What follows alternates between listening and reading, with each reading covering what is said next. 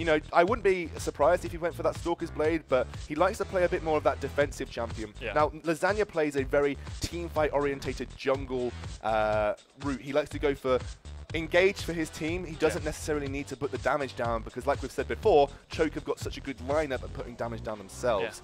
There's a big decision for UNiTE to make here. They've got to take some stuff off the table. Xerath. I wouldn't be surprised by a Xerath pick. I know UnLimit likes his Orianna.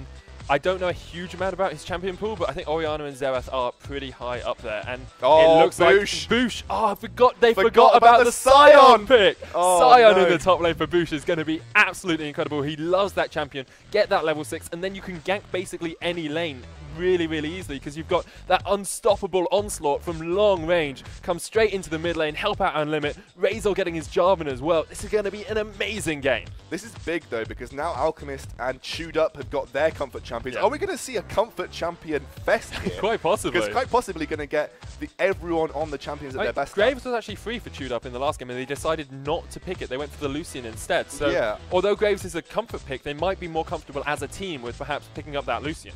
Yeah, and obviously Alchemist now going to get his best champion. This is going to put a lot of pressure on Limit and UnLimit to perform because I've been told like a lot of times, I also don't know too much about UNiTE, but I do have a wonderful friend in the form of Blood Penguin, Blood Penguin, who you'll be seeing casting next week, the Irish caster. He says that UnLimit is the anchor for UNiTE. He generally tests a 10 to perform well, and that's when UNiTE look like they're going to go on to win games. And obviously now you're going up against Alchemist. This is the top tier UK mids you're going up against. Now obviously no respect to Jotorius, disrespect to Jotorius, but he doesn't quite get on the same level as a challenger mid lane. He is Diamond 5 himself.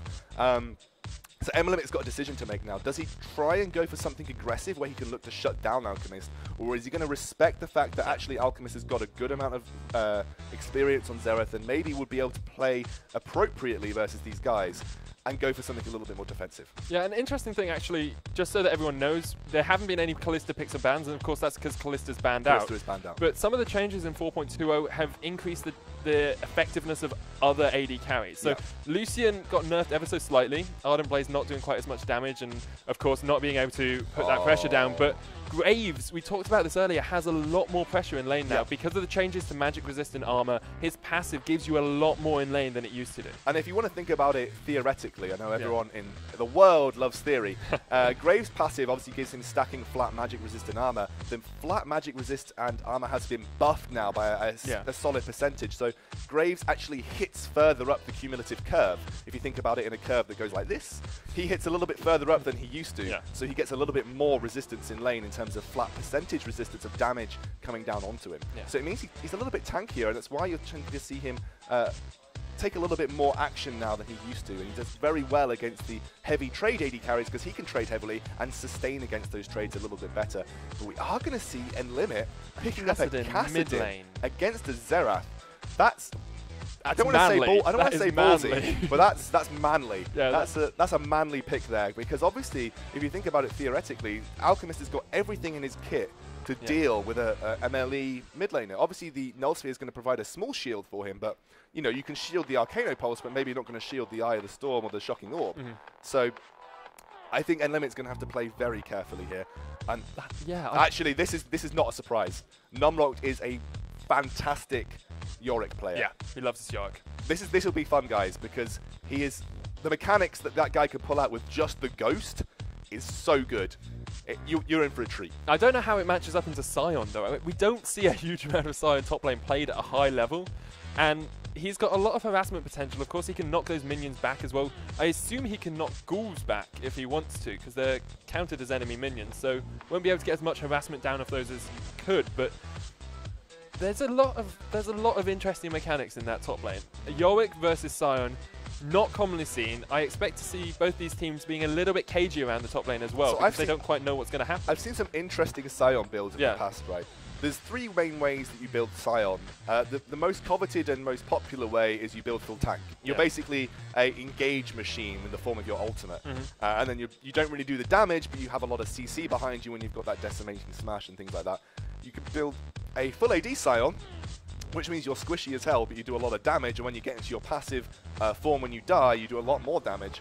Or you can go for this magic penetration Scion, which is a bit like playing AP Scion, but You don't commonly see that penetrations. Like, I expect a tank sign. Yeah, I expect it. Do you know what's very interesting? What we saw previously, I think actually I was casting with a Blood Penguin, but basically they built Righteous Glory on Scion first.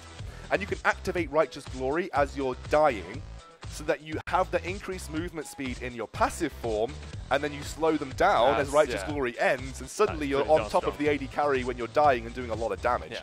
It's a very strong item to pick up on the Scion. Obviously, it doesn't provide any flat resistances, so it's a little bit more risky to go for, and you're really counting on actually dying in teamfights to make it completely worth it. Obviously, it's worth it outside of it as well, but if you're looking to utilize it for that action, you're counting on dying, which is probably not the best way to play a Scion. Yeah. But the other thing that's really cool with Scion, and I've seen Araneo actually suggested doing this in one of his YouTube videos, as far as I remember.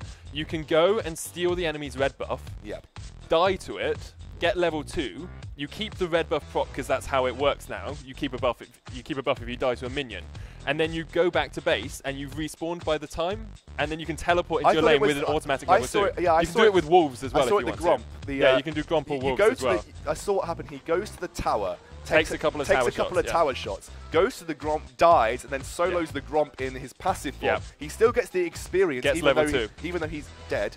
And then he comes back at level 2. But it provides you with a small advantage. I kind of see how it works, but I honestly don't feel like it's something that we'll see. I think it's a little bit of a cheese. It's a little bit cheesy, yeah. But you never know. I mean, like, Boosh plays a lot of top lane side. If you want to get an advantage on Yorick, then getting the early advantage is always good. Yeah, because you can put a lot of harassment down. And Ceirnan is actually really good at harassing in lane, especially against someone like a Yorick who doesn't have that all-in potential that you'd see perhaps from a Gnar or an Aurelia or someone else with a little bit more burst damage. Yorick is strong and Numlock does like him, but I'm not sure if he's going to be able to match up against this Scion coming out from Boosh. Yeah, but then obviously I've seen Numlocked, and it's not a champion that we see often in the meta, but Numlocked plays it a lot. That's why I wasn't so surprised, because I know as a player Numlocked is good at this champion. I don't know, I think this will be a fairly even top lane. You do have two guys who are on top of their game in terms of top lane, and Boosh, he grinds this Scion. Like, that is his champion. N-Limit is on a cast-in going up against, the favourite Xerath on Alchemist, and you've got Chewed Up and Zodiac going for a mirror lane that they had previously. I believe it's a slight change in the lane they're going up against, not the Corki, the Graves instead. A little bit more burst potential there, so they're going to have to watch out, because they did a lot of strength coming out. They did struggle actually against the Sona previously. There's a lot of burst potential coming out from that bot lane from Hustlin and Coco Pops. Another thing that we haven't really talked about is the pressure that you can get from Razor on that Jarvan early game. If you can get onto Xerath, get Alchemist's flash out early, he can come back down for another gank, say level 3 after he's completed his jungle clear. And even as they get to the later levels, around level 6, you have N-Limit now being able to Rift Walk onto the face of Alchemist and get that extra damage down. It's an interesting matchup because you expect Alchemist to win that out early. You have to think with the Arcana Pulse and with the melee coming out from Castlin. But if N-Limit can survive until around level 6, Alchemist is going to be in a world of hurt. Yeah, I mean, I can see that coming through exactly. But Alchemist, we've seen his play, especially when he plays things like Viking. He's never that aggressive in the early stages. He never really looks to, as himself, make solo plays. We saw him take the early advantage against the Orianna when he had the jungle presence. I don't expect to see that from Lasagna this time. He's on a Warwick. You're not going to be seeing ganking at level 3. Just not going to have the same kind of impact. So Alchemist is going to be on himself to look to make these solo early plays against N-Limit. He needs to put some pressure on that He does need to put some pressure down onto N-Limit. Otherwise, you've got every other lane going toe-to-toe. Razor is obviously on one of his better champions. He's on Jarvan. He plays that a lot. He does have the, I've been told by a couple of the guys who know him, he does have sometimes the potential to get lost in his own jungle. Doesn't put as much pressure down on the map as he should be doing. He did a very good job first game. Yeah, I agree. He put a lot of pressure down, especially on the bot lane coming out from Void. He needs to this game, though. He needs to. This game needs to be about the pressure coming down from Razor. Otherwise, they're going to struggle once Lasagna finally hits that level 6. Where do you think he's going to be looking to put the pressure down, though, Sona? Because you've got Yorick in the top lane now. That's obviously a key area for you. You don't want to let Yorick get too crazily snowballed. He can then look to exploit the fact that Yorick has got no innate ability to escape. And obviously you're going up with the Scion, who has the potential to do a lot of damage in the early game, depending on what you're starting to level up. Could gank Alchemist in the mid lane, but obviously going to have a little bit more difficulty getting the damage down with a Kassadin pre-6. And you could gank the bot lane, but it's quite safe. You've got a Janna who can Howling Gale your Flag and Drag combo.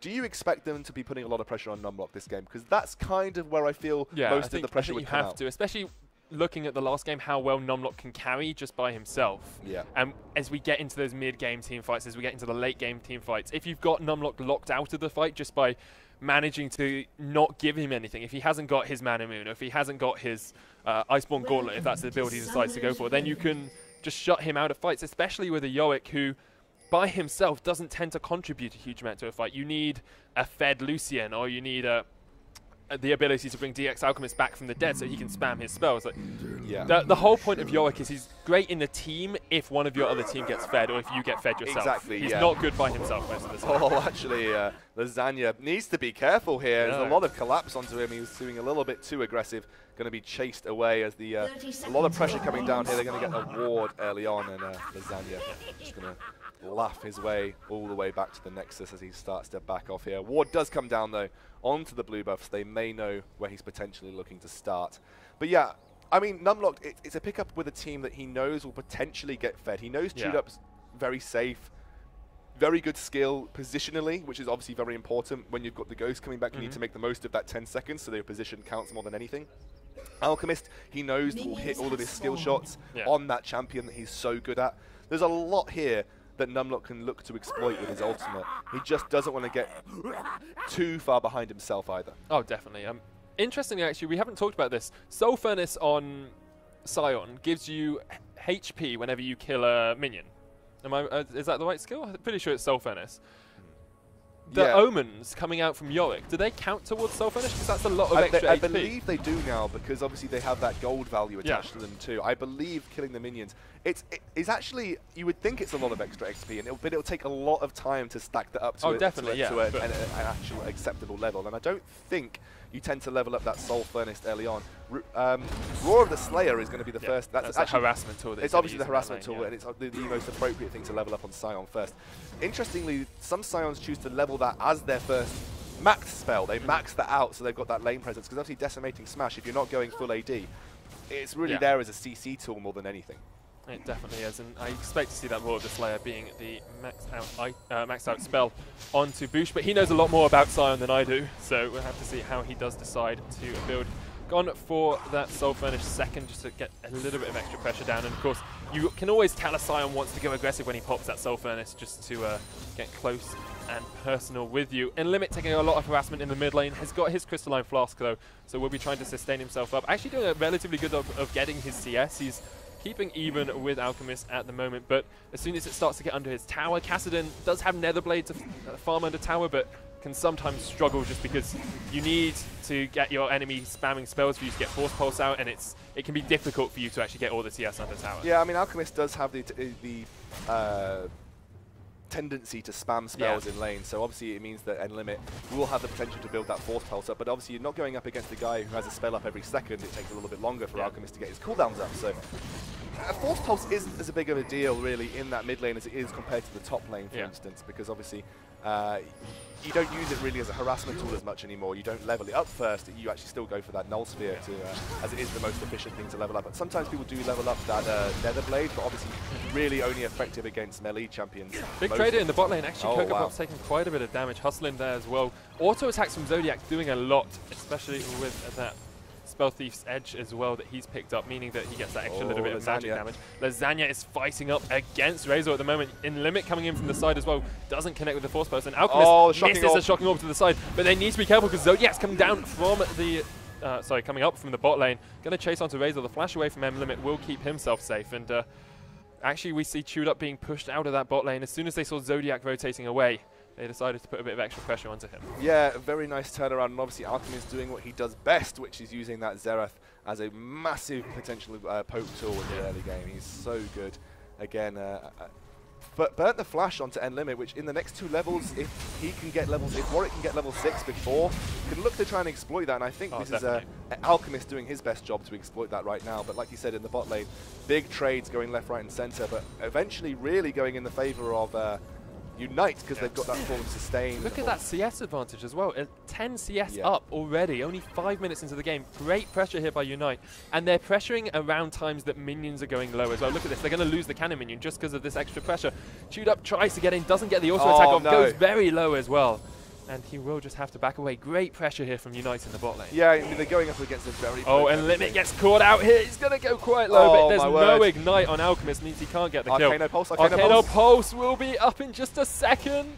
He's not. He's going to go for the flash. He misses. Oh, and Limit with the dodges and the ducks and the dives and the weaves means that he manages to survive. Of course, had already burnt his flash in the earlier river fight, but does get himself out alive and will be able to get back to that lane relatively quickly. He's going for a Catalyst first.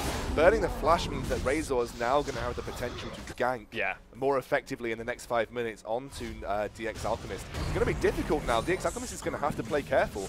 He's unfortunately put himself in a position where he probably didn't want to be. Didn't pick up the kill. Did force a little bit of experience away from Limit, but probably won't matter too much in the grand scheme of things. And Numlocked again losing out on CS. And to be honest, right now it looks like UNiTE are really taking this game to Choke Gaming. He's doing a great job in their top lane. He's 10 CS up as well. Just clearing out these waves as quickly as possible. Numlock trying to get in there, but a lot of health already on Booch with that Giant's Belt means that he can do a huge amount of damage to Numlocked as well and just push him back. Unstoppable Onslaught is available now for that Ceirnan. I would expect to see him starting to go for some ganks. Yeah, I mean, ideally, you'd probably want to see him barrel down that mid lane now towards DX Alchemist. He hasn't got that flush up. They can combine with Razor and look to really try and get Limit ahead in this matchup, which is something that he probably does need. And it looks like he is heading towards that kind of area. There have been pings out on him as he came down river, though, so they know he's around here. They just don't know quite where he is. And Limit has Riftwalk now available. Razor gonna get spotted off to the side, and that's he was going for it, but Razor fighting up against Lasagna means that they can be a little bit more aggressive. Yeah, here comes Unlimit with the force powers. Very nice from UNiTE. Oh, here comes the Unstoppable Onslaught, and now Alchemist and Lasagna off to the side. Need to be careful. He can't get the positioning, though. Of course, there's the heal coming out. Alchemist is going to chase away. Ignite on Lasagna. Might take him down. Unstoppable Onslaught is going to smash into a wall. And Limit picks up the kill. A good little fight there from UNiTE, but here comes Chewed Up. Coco Pop's chasing him off to the side. Razor's there as well. He uses that Relentless Pursuit to try and get away, and Limit has no mana left. Alchemist still half of his mana there. Coco Pop's going to get jumped on. Alchemist is the next target. Here comes Zodiac from the side. Coco Pop's one auto attack. Zodiac doesn't quite connect, but has got the Ignite. Razor picks up Alchemist. UNiTE are chasing through the jungle as much as they can. Zodiac does pick up Coco Pops in the backline. Hustling needs to be careful. He's tanking up with that side. Nice knock up with the Decimating Smash. They can turn on to Chewed Up. He gets slowed down. There's Razor as well going in. Who they're going to target? They're going to go for Chewed Up. He doesn't have his flash available. No. He will get taken out, and Limit picks up the kill. 3 kills now for UNiTE, and they are showing their power. I kind of see what Choke was trying to do there, but they played it all wrong. Far too aggressive onto the UNiTE lineup. They were trying to buy time to allow Numlock to get that top lane tower. I think it may have actually worked out, and they may end up picking this up, but it's given a lot of advantage to Limit here on that Kassadin, and we saw how potent he was on the Orianna. Really, probably wasn't the best point of call to go and give him 2 kills on the board, and this is all right for Choke in the sense that they got that tower, but they're still behind on goal because of the kills that went down there, and it's not going to help out Chewed Up and Zodiac in that bot lane, who have already been struggling against Coco Pops and Hustling. And we talked about not really knowing the full power of UNiTE, having not seen them go up against too many other teams, but right now, the might of Ireland's really coming through strong. Choke are going for their first dragon of the game, though. They need to be careful. Hustling and Coco Pops off towards the side can put some pressure down here. They're going to get closed in, though. Lasagna's decided to rotate. Coco Pops is there. Look at the damage onto him. Sona's game is over. Lasagna turns onto Razor. He's only level 5, and they're going to rotate back around towards the dragon. Need to be careful of it. Limit is there as well, but here comes Numlock trying to join the fray from the side. Look, it's 3,000 HP. Dragon actually resetting ever so slightly. I think UNiTE have to give this one up. There's no teleport on Boosh. Dragon is going to get pushed down. Collateral damage is available. Might try and steal it away with that, but the culling onto Razor. He has to jump away. Smoke screen on Alchemist to make sure he can't spot him out. Dragon does go down there to Choke. Meanwhile, Boosh in the top lane trying to get a tower for his team. Chopping that one down. Soon it will go Timber, and that will be the first dragon of the game for UNiTE. Yeah, I mean, so first dragon in the game for... First tower of the game for UNiTE. So I meant tower. First dragon in the game for Choke. That's exactly what we've seen Choke do in all of their previous games. They've looked to make sure that they know the timings and when they can take these dragons, and they've definitely made up for that early mistake in their jungle there, picking up that first dragon. The only difference here between Rift and UNiTE is UNiTE will know exactly when that dragon is supposed to be coming up. They have a good indication of the timer. Need to get that blue buff really onto Alchemist. He hasn't had the potential to put as much pressure down onto N-Limit, and really it's past the point where Alchemist is going to start to win this lane outright. Yeah. Again, we're seeing Alchemist play very defensively. He didn't have as much pressure down onto N-Limit as he could have done, but credit to N-Limit, he started that Flask and he's played it incredibly well. It's actually easy to sustain as Kassadin these days. If you're using your Null Sphere to negate a lot of damage, especially in the form of Arcano Pulse, which obviously will be the first skill being leveled up by Alchemist, it's really not that risky to play a Kassadin, and especially when you've got a Warwick jungler, you're not really going to be put under too much pressure pre-6. Yes, what's up here, Scoundrel? Unstoppable Onslaught available once more, and Sion is roaming the jungle, working out where he wants to go. It looks like it's going to be bot lane. Razor coming across as well. There are only the flash available on Chewed Up. Lasagna is in the vicinity as well. Huston hiding in the bush. Razor's going to clear out a pink ward. Here it comes. Unstoppable Onslaught. Sion running down the lane onto Chewed Up. There's no flash. He dodges it! He dodges it. The teleport coming in. Bush is not in a good position anymore. There's the infinite duress onto the side. He'll come back from the dead though. Decimating strike is there. Numlock picks up the kill. Razor's going to be the next target, but Bush trying to get Numlock down as low as he can. Means that the rest of the collateral damage not going to pick up Numlock. Here comes Unlimit though. Can he put a cap on this game for UNiTE? Can they pick up a kill? No, because Numlock is in the back of the fray. Oh, he jumps in, he goes back out. Alchemist is coming in from the side as well. They need to be careful because that Xerath does have quite a bit of damage, even though it's still early in the game. Just walking around, joining his fight, and they'll be able to just make him back I feel away. like that was basically watching a bull charge into a Matador. At the last moment, Chewed Up dodges to the side. Bush is putting pressure on the map, though. Despite that not working out, that's a lot of pressure. He's also putting his corpse on the map. He's also putting his corpse on the map side. But you've got to give it to him. He's still ahead on CS over Numlocked and has put more pressure on the map than Numlocked has been able to. Got to give credit to Numlocked, though. His teleports have been on point. And he survived that engage, too. Really fantastic play. And an immediate reaction from Lasagna. And you're seeing the difference between when Lasagna plays Warwick and when we saw previously the Void jungler, Carlton, play Warwick. He doesn't hesitate to go for the first target his team knows that he can blow up. So it means that you're far more effective because you're ulting close to your team and you're getting the kills when you need to. You don't need to be saving infinite duress for those squishy targets at this point in the game. Everyone is squishy, really, at this point in the game. And Sion, although he has a lot of armor behind him, he was easily taken down there, and they did pick up the kill and managed to stop, more importantly, stop the engage onto that bot lane and potentially save their turret. There is still a teleport available here for Bush, so he can try and apply some pressure in that top lane. Tower down already means that he won't be able to push too far, but he can put a bit of pressure onto it. And Limit getting taken quite low by Alchemist again in the mid lane. It's what we expected to be happening, really. Lasagna trying to come in from the side for a little bit of a gank. Sides against as soon as he sees that Jarvan standing tall and proud. But at the moment, very close game. UNiTE had the early advantage, lost a couple of kills in that last fight. Meant that they not quite in the position they'd like to be anymore. Another big reason why we saw that gank go particularly wrong was that there was no level 6 on N-Limit. He's so low right there. There was no level 6 on Razor, so he didn't have the potential to follow up from a Flag and Dragon. N-Limit escapes with a modicum of life at the end of that engage there. You only need 1 HP to survive, and he definitely had that one. He'll get away. Rift walking his way across towards safety. He has a Rod of Ages now as well, so that's going to be stacking up nicely for him.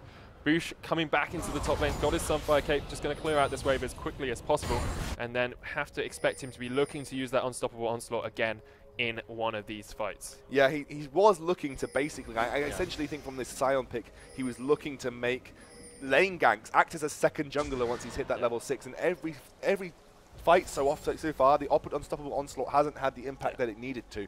Obviously, there was a nice collapse on the first time it was used, but actually the Unstoppable didn't actually connect. And right there was a nice dodge by Chewed Up at the end.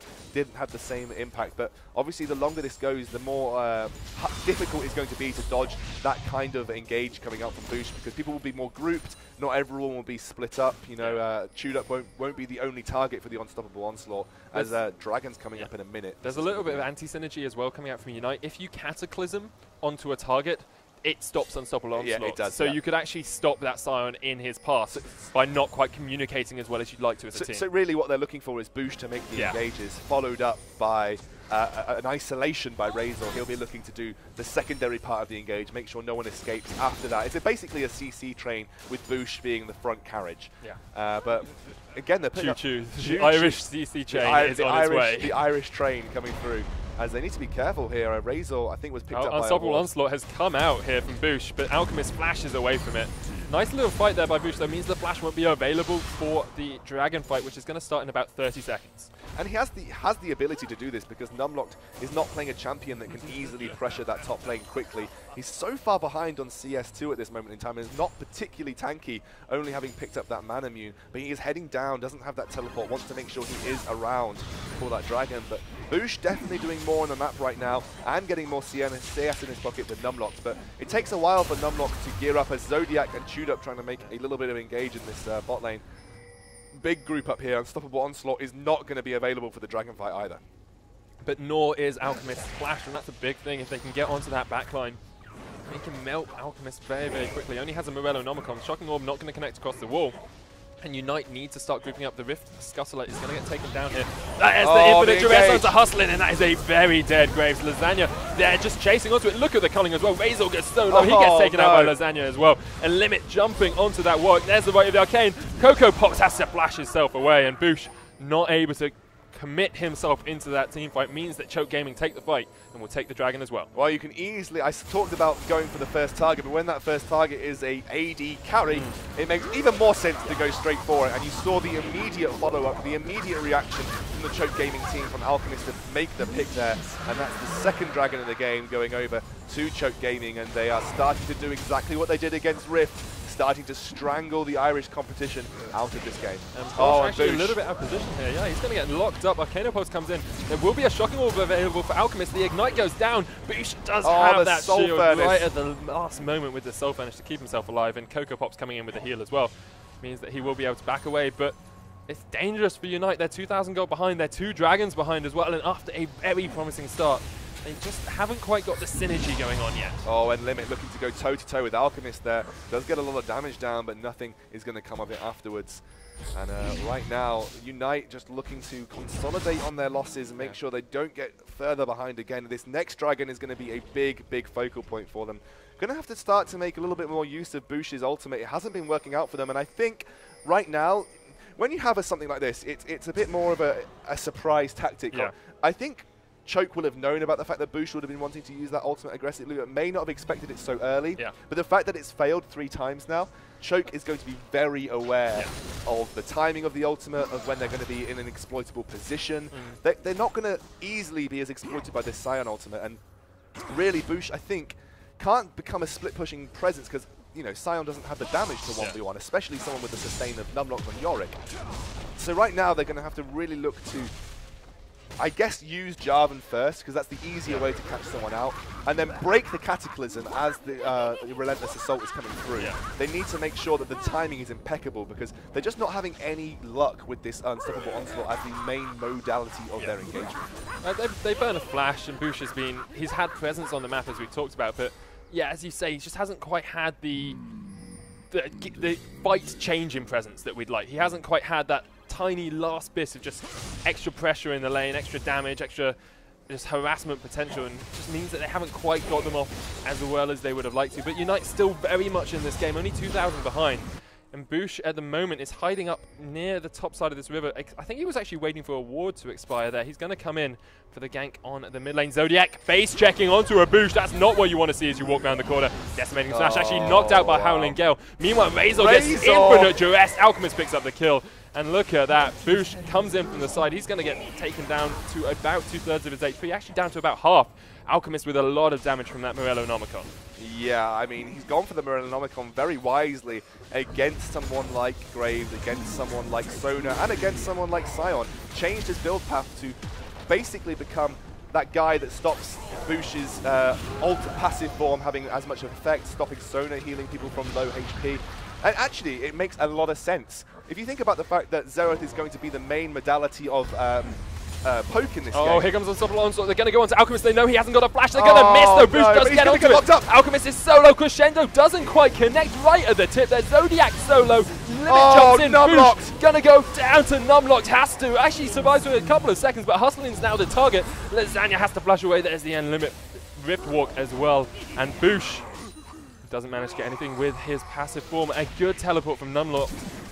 The snipe! The snipe. Oh my word. It was so quick I didn't even get to cast. I genuinely didn't even think that was going to happen. Sniperino there. Lasagna coming in from the side as well. Might turn onto Razor. And it's going to be a 1v1 in the bush here. Basil's actually going to get taken very low. The Devour into the Infinite Duress. Should be a dead Jarvan. Does flash away right at the last moment. Right in the arcane! No! No! Yes! No! Not quite enough. And Basil survives. Lasagna and Co are pushing down onto this tower now. Should be a free tower. Well, I say free. It should be a tower for them. Not quite as free as you'd like. And Limit, the heal from Alchemist. They're going to turn onto Limit, and he goes down as well. Castellan going back to the Void for the next 30 seconds or so as he gets taken out by a dominant Choke Gaming team. They are just steamrolling right now. They're in the driving seat, and unfortunately, the Irish team cannot keep up. It's just these relentless assault engages. They're not working. The unstoppable onslaught, rather. They're just not working out for UNiTE right now. No. That was a very simple sidestep from DX Alchemist. Ceirnan slowed up, didn't hit the wall, although they did pigeonhole Alchemist into an area where he could be knocked up. The immediate reaction from Zodiac was that Monsoon, and it was a fantastic Monsoon. Gave up his life in a 1-for-1, but it could have been so much worse. And like I said, Alchemist, I was talking about the Relanomicon as well.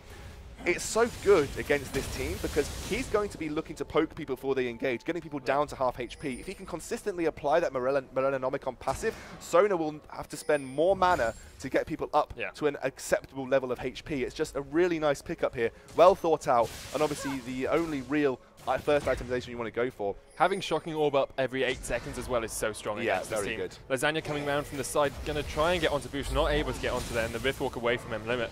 That Castellan mid, 3-1 at the moment, but he's 50 CS behind, and that is a big margin to be behind, especially Alchemist. And you're seeing Lasagna going for very, very potent Warwick build here. He's gone for the Ranger's Trailblazer to allow him to AoE farm into the Devourer more quickly. Yeah. And then he's going for what will probably be a Frozen Heart, but he's already picked up a bit of HP, which means he'll be a little bit more tanky in these team fights. He hasn't finished that Frozen Heart before getting the HP to back it up, so very nice pickup for him there. UNiTE should pick up a tower here though, this is really good for them. Actually no, there is a bit of an engage here from Lasagna. Lasagna from the side, Numlock is there as well. Boosh could be the target for a couple of auto attacks here, but Lasagna goes quite low, needs to be careful. Shocking Orb coming out, not going to connect onto Cocoa Pox, but the right of the arcane. Sona goes down once more. I've said that so many times, and here comes the engage. Lasagna onto Boosh. Razor's there as well. He gets taken out very, very quickly. Nice one too. Boosh is still alive. And Chewed Up trying to chase onto this one. He has a lot of damage and limits the new target. Boosh will go down. Not quite to that Arcana Post, but to the auto attack from Chewed Up. And it looks like Gray's hustling going to go down to the side as well. Boosh trying to get onto Chewed Up, but the Dragon is live. They could push for the inhibitor tower. Looks like they're going to rotate the Dragon. And Choke Gaming will pick up their third Dragon of the game, going to give them that extra movement speed, going to pick up blue buff as well, deny that from them Limit. And at the moment, Limit, really the only hope for this UNiTE team. He needs to pick off some good kills. He's got his Sheen as well, probably going to be able to do a nice one on Gauntlet. So there's a big rotation coming out here from the Choke Gaming side. The right of the Arcane, how many times do we have to say this about DX Alchemist? He is so fantastic. There's the flash engage. And again, just simple luck up here with the Warwick. He does go down eventually, but nothing more to be said other than a brilliant engage, and all on the back of the fact that they took out that crescendo from Alchemist right of the Arcane. I don't know how many times we have to say it before teams pick up on the fact you need to ban Xerath against DX Alchemist. So or you pick it because this guy is a god. He's picked up an Elixir of Sorcery as well, knows he's ahead, knows he wants that little bit of extra damage, so going to really help him out, especially pushing towers. But an interesting thing actually in that last fight, I'm pretty sure Lasagna was trying to ult and Limit, but accidentally clicked on Boosh because they were standing right next to each other, and then Limit was the definite target. Yeah, I think basically either of them would have allowed them to engage quite effectively. Boosh a little bit slower, they did manage to lock him up. He didn't go down until the very end, but again, it doesn't really matter who Lasagna clicked on at that point, because at that point UNiTE were looking to disengage, and they got caught off guard by the Flash Tornado, and really it's so fantastic from Choke Gaming. Again, they're being so aggressive, taking the fights when they know they can win them, really looking to make the fights only happen when they know they can get something from them, which is really, really key to the way that Choke Gaming plays. They fight when they know they can take something like Dragon or a tower. They never fight just because for the sake of fighting. They either pick or they fight and take an objective. There's none of this wishy-washy sort of we can fight and get a couple of kills and do nothing with it. There's always something off the back of a Choke Gaming team fight. Chewed Up isn't even going to join his team here. They said push that bot lane, get that bot lane in a tower down as quickly as we can, put that extra map awareness, extra map pressure for our team. team, and then we can rotate round. They've picked up their third dragon of the game already, so they've got that movement speed. They can rotate a little bit better, and it's exactly what we see from Choke Gaming every single time. Their rotations are always on point. They always pick up these objectives, and look at this, chewed up with an Infinity Edge. Oh, Static Shift, there we go. No, not going to connect with the Unstoppable Onslaught. They do go in. Cubs gets the crescendo, doesn't hit onto Alchemist though. The culling coming across everyone. Coco Pops is there. Boosh is down with the Arcana Pulse as well. Lasagna not even in this fight. Boosh is going to turn onto Numlock, but Numlock can sustain himself up with that Omen of Pestilence. Here comes Lasagna. One-on-one, right to the Arcane. Chewed Up is godlike. Hustling is the next target. Not going to be able to get onto him. Oh my god, they're Lasagna. going very aggressive. Chewed Up is going to go all the way in. He's going to get Hustling down. Hustling does have to go back to the fountain a little bit longer on the fountain than he would have liked to, I'm sure. Yeah, and right now, I mean, this all came off the back of the fact that this Scion pick just hasn't done what it needed to do. It had the potential to do... Choke has been very on point. Yeah, Choke have been very on point, and they've really reacted to this Scion pick, which is a little bit more of an unusual pick in that top lane, especially in competitive. As Unlimit! Again. Look at that! Unlimited damage onto him as he gets taken out. They're going to push for the inhibitor. Chewed Up is here, got his Static Shift, got his 9 kills under his belt as well. This should be a good inhibitor here for Choke Gaming. And the Shocking Orb onto Boosh again. These Shocking Orbs have been amazing. Coco Pops in the backline. Boosh is going to go down. The inhibitor does go out. Here comes Razor, but he can't fight up against this massive Choke Gaming team. Legendary Chewed Up. He gets another assist there as Hustling goes down. They're going to push for the Nexus. This could be game, as you say. It's only Razor left alive. 8 seconds on Unlimit. And it looks like UNiTE have given up the ghost. Razor almost does go down. Infinite Dress Lasagna will go down. Only 6 kills in the game there for UNiTE, but the second Nexus Tower is the focus. Monsoon from Zodiac will keep him alive, and Limit looking to see what he can do, but it's not much as his Nexus goes down. And Choke Gaming take their second win of the game? The second win of the day. So if play like them, they're actually not going to finish it yet because they want to troll me a little bit, and Limit gets away. Right, the Arcane not going to connect. 2 auto attacks Chewed Up. Come on, there we go. Nexus goes down, and Choke Gaming take their second win of the day. UNiTE Gaming go 1-1. They are joint with Rift in that second spot. I said this week previously that my pick to win the 4 Nations was Choke Gaming. Yeah. On the talk show that Riot hosted. Yeah. I said that Choke Gaming was my favorite to win, and you can see exactly why I said that. These guys are powerful. That was an early finish for a Choke Gaming game, just because of the way they rotated around those objectives. They made those team fights count. That's what's so important about the way that Choke Gaming play. They make their team fights count. Oh, yeah. And unfortunately, the Might of Island, although they had a very, very early and steady start. Really good early game from them. They just it's promising. Promising. They just didn't manage to close it out. And do you know what's so interesting about this? I believe that Choke have now almost guaranteed their qualification spot. Yeah, they're 2-0. 2-0. Actually, if they lose their last game against UNiTE, not against UNiTE, against Rift. They would be 2-1 against Void. So they would be 2-1. Yeah. And if both Rift and UNiTE win, yeah, they'd both be 2-1 as well. Right now, the battle for second place is almost certainly going Rift to be and UNiTE. Rift versus UNiTE, which I believe is the last game of the day. No, we have that game and then we have the Void. Okay. Void so basically, what we're saying is UNiTE and Rift are going to go toe-to-toe to qualify